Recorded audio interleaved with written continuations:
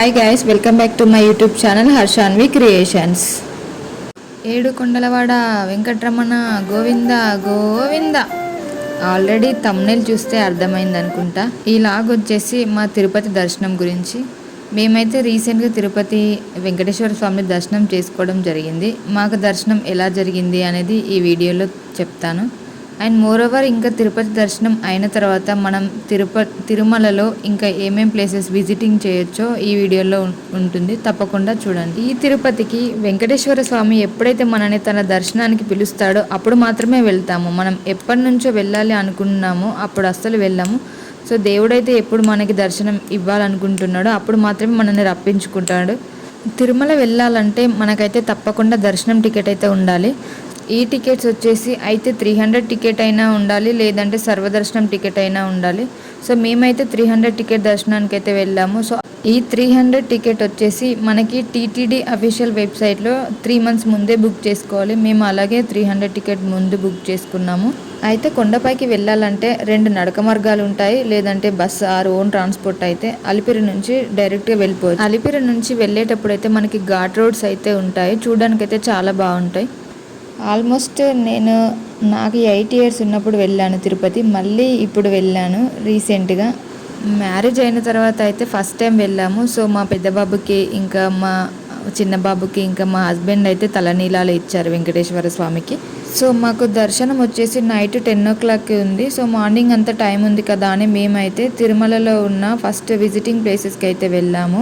మనం ఎంత ఎండాకాలం తిరుపతి వెళ్ళినా కానీ తిరుమల కొండపైన అయితే చల్లగా ఉంటుంది. సో మేము వెళ్ళిన రోజైతే ఇంకా చల్లగా ఉంది, చూడడానికైతే చాలా బాగుంది క్లైమేట్. సో మార్నింగే వెళ్ళాము కాబట్టి ఇంకా చాలా బాగుంది. మేము ఫస్ట్ వెళ్ళిన ప్లేస్ వచ్చేసి శ్రీవారి పాదాలకి వెళ్ళేటప్పుడు అయితే మధ్యలో ఇలాంటి పొడవాటి చెట్లు ఉంటాయి. ఈ చెట్టుకి అచ్చం ఒక స్క్విరిల్ లాగా ఒక బర్డ్ అయితే ఉంది, చూడడానికైతే చాలా బాగుంది. మా పిల్లలు దాంతో చాలా ఆడుకున్నారు. శ్రీవారి పాదాలు అంటే ఇది తిరుమలలోనే చాలా ఎత్తైన ప్రదేశం అండ్ ఆఖరి ప్రదేశం. ఇక్కడ నుంచి మనకి చూస్తే తిరుపతి వెంకటేశ్వర స్వామి టెంపుల్ కూడా కనిపిస్తుంది. మనం శ్రీవారి పాదాలను దర్శించుకోవడానికి వెళ్ళినప్పుడు ఇక్కడైతే చాలా మంది దీపం వెలిగించి కొబ్బరికాయ అయితే కొడతారు. సో ఇంకా మా అత్తమ్మ మామయ్య అయితే ఇంకా ఇక్కడ దీపం వెలిగించి కొబ్బరికాయ అయితే కొట్టారు. ఇక్కడ వెంకటేశ్వర స్వామి తన మొట్టమొదటి పాదాన్ని ఈ కొండపైన మోపారంట, అందుకే ఈ ప్లేస్ని శ్రీవారి పాదాలు అంటారు. ఇంకా తిరుమల అనగానే 7 కొండలు అంటారు కదా, సో ఈ శ్రీవారి పాదాలు ఉండే కొండని 7వ కొండ అని కూడా అంటారు. మేము వెళ్ళిన రోజు అయితే చాలామంది ఉన్నారు. ఇంకా వెంకటేశ్వర స్వామికి తులసిమాల అంటే చాలా ఇష్టం కాబట్టి ఇక్కడ శ్రీవారి పాదాల వద్దకి అందరూ తులసిమాలలు తీసుకొని అయితే వెళ్తారు. చూడండి, శ్రీవారి పాదాలని ఒక గ్లాస్ బాక్స్లో పెట్టారు, ఇక్కడైతే అందరూ మొక్కుతున్నారు. నెక్స్ట్ వచ్చేసి మేమైతే శిలాతోరణం ఇంకా చక్రతీర్థం అయితే వెళ్ళాము. ఈ 2 ఇంకా పక్కనే ఉంటాయి. ఫస్ట్ మనకైతే శిలాతోరణం ఉంటుంది, దాని తర్వాత నుంచి కొంచెం ముందుకు వెళ్తే చక్రతీర్థం ఉంటుంది. శిలాతోరణం వెళ్ళాలంటే మనం ముందుకి కొంచెం దూరం అయితే నడవాలి. వెళ్ళే దారిలో మనకైతే చాలా రకాల షాప్స్ ఉంటాయి, ఇంకా tiffin centres, cool drinks, tea shops కూడా ఉంటాయి. ఈ శిలాతోరణం వద్ద మనకైతే ఒక పార్క్ కూడా ఉంటుంది, చూడడానికైతే చాలా బాగుంటుంది. అది ఎక్కువ మంది అక్కడ చూడడానికి వచ్చిన వాళ్ళంతా అక్కడ రెస్ట్ తీసుకోవడానికి అంటే కూర్చోడానికి అయితే చాలా బాగుంది. ఇలా మనం కొంచెం ముందుకు వెళ్ళగానే మనకి శిలాతోరణం అయితే ఉంటుంది. ఇక్కడ శిలాతోరణం బోర్డు కూడా ఉంటుంది. ఈ శిలాతోరణం బోర్డు మీద చూడండి హిస్టరీ అయితే ఉంటుంది. 1980వ సంవత్సరంలో పురావస్తు శాఖ వారు తవ్విన తవ్వకాలలో ఈ తోరణం అయితే బయటపడిందంట.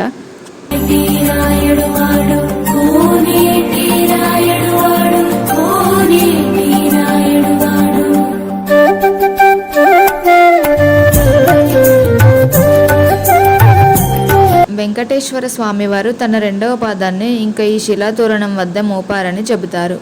మొదటి పాదం వచ్చేసి శ్రీవారి పాదాలు, సో 2వ పాదం అయితే ఈ శిలాతోరణం వద్ద, అండ్ 3వ పాదం వచ్చేసి ప్రస్తుతం శ్రీవారు ఉంటున్న ఆలయం వద్ద మోపారని చెబుతారు. ఈ శిలాతోరణం వద్ద అయితే చూడడానికి చాలా బాగుంది. ఇంకా అలానే మనం కొంచెం ముందుకు వెళ్తే మనకి లెఫ్ట్ సైడ్ అయితే ఒక చిన్న జూ లాంటి ఉంటుంది. ఈ జూలో చిన్న పక్షులు, కోళ్ళు, ఇంకా నెమళ్ళు ఉన్నాయి.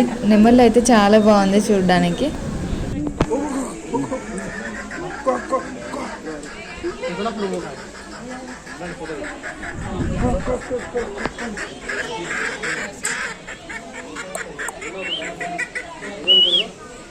అలాగే మనం ఇంకా కొంచెం ముందుకు వెళ్తే చక్రతీర్థం అయితే ఉంటుంది. చూడండి ఇక్కడ చక్రతీర్థం బోర్డు ఉంది, ఇందులో హిస్టరీ ఉంటుంది. ఈ చక్రతీర్థం లోయలాగా ఉంటుంది.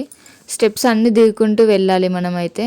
చూడండి వే అయితే చాలా బాగుంది. చూడడానికి పక్కన గ్రీనరీ, లోయలు ఇంకా చూడడానికి అయితే చాలా బాగుంది.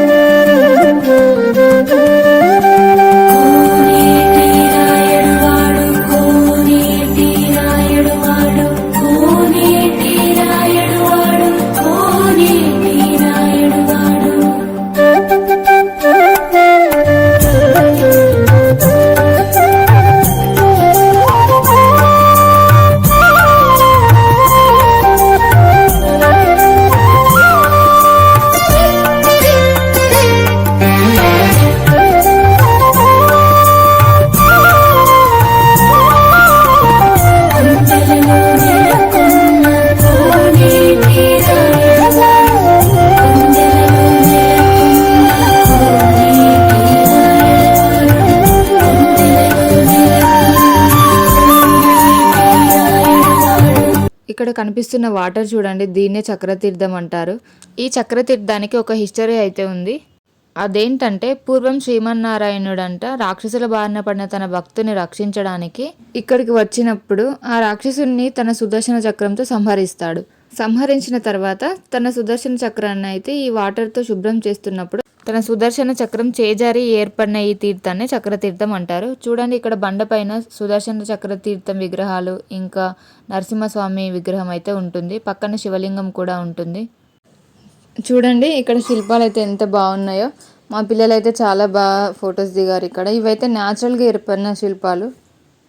ఇంకా మేమైతే చక్రతీర్థం కంప్లీట్ చేశాక వేణుగోపాల స్వామి టెంపుల్కి అయితే వెళ్ళాము. అక్కడే హతిరాం బాబా సమాధి కూడా ఉంటుంది. మనం ముందుకు వెళ్తే మనకి వేణుగోపాల స్వామి టెంపుల్ ఉంది. చూడండి అక్కడ బోర్డు అయితే కనిపిస్తుంది. ఇంకా ఇక్కడైతే గోపురం ఉంది ఎంట్రన్స్. ఈ గోపురం పైన అయితే చూడండి వేణుగోపాల స్వామి ఇంకా బాబాజీ ఇద్దరు పాచికలు ఆడుతున్నట్టు ఉంటుంది విగ్రహం. ఈ ఎంట్రన్స్ నుంచి లోపలికి మనమైతే చాలానే దూరం నడుచుకుంటూ వెళ్ళాలి. బట్ వెళ్ళే దారిలో అంత దూరం తెలియదు మనకి, ఎందుకంటే షాప్స్ ఉంటాయి, చూడడానికి బాగుంటుంది. ఇలా నడుచుకుంటూ మనం ముందుకు వెళ్ళగానే మనకైతే టెంపుల్ వస్తుంది. చూడండి టెంపుల్ ఎలా ఉందో, చూడడానికి అయితే చాలా బాగుంది టెంపుల్. ఈ టెంపుల్కి వెళ్తుంటే మనకి మధ్యలో ఒక చెక్ పోస్ట్ లాగా ఉంటుంది. అక్కడ మనమైతే 5 రూపీస్ అంటే ఈచ్ పర్సన్కి 5 రూపీస్ అయితే టికెట్ పే చేసి మనం ఈ టెంపుల్ దర్శనానికి అయితే వెళ్తాము. ఈ టెంపుల్ దగ్గర మనం హతిరాం బాబాజీ సమాధి కూడా చూడవచ్చు.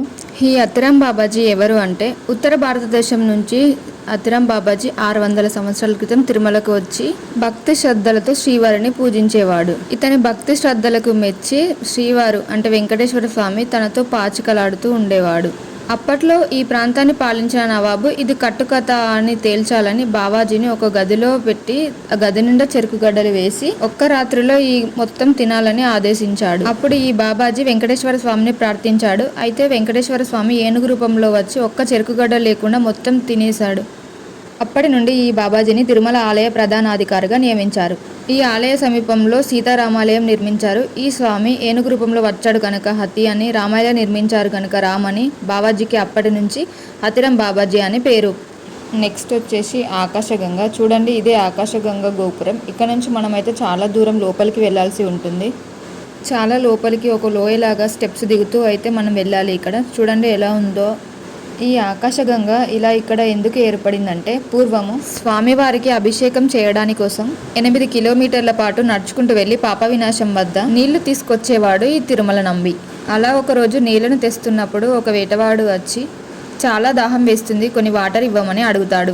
కానీ ఈ నీళ్లు స్వామివారికి నేను అభిషేకాని కోసం తీసుకెళ్తున్నానని ఇవ్వకుండా వెళ్ళిపోతాడు. అప్పుడు ఆ వేటగాడు తన వెనకాలనే వెళుతూ తన దగ్గరున్న బాణంతో ఆ కుండకి ఒక కన్నం పెట్టి అందులో నుంచి వాటర్ తాగుతాడు. గుడి దగ్గరికి వచ్చాక నీళ్లు లేవని చూసిన నంబి చాలా బాధపడతాడు. అప్పుడు వేటగాడు కొండపైన ఒక బాణాన్ని వేసి ఒక జలపాతాన్ని సృష్టిస్తాడు. ఇక ఇక్కడి నుంచి స్వామివారికి అభిషేకానికి కావలసిన నీళ్ళని ఇక్కడ నుంచి తీసుకురమ్మని చెప్పి మాయమైపోతాడు. సో ఇప్పటి వరకు కూడా తిరుమలలో ఉన్న స్వామివారికి అభిషేకానికి తీర్థ ప్రసాదానికి ఈ నీళ్ళే ఉపయోగిస్తారు. నెక్స్ట్ వచ్చేసి పాప వినాశనం. పేరులోనే ఉంది పాప వినాశనం అంటే పాపాలను నాశనం చేసే తీర్థం అని. ఇక్కడ ఉన్న నీటిని తలపైన చల్లుకున్న, ఇక్కడ నీటితో స్నానం చేసిన పాపాలన్నీ తొలగిపోతాయని అంటారు.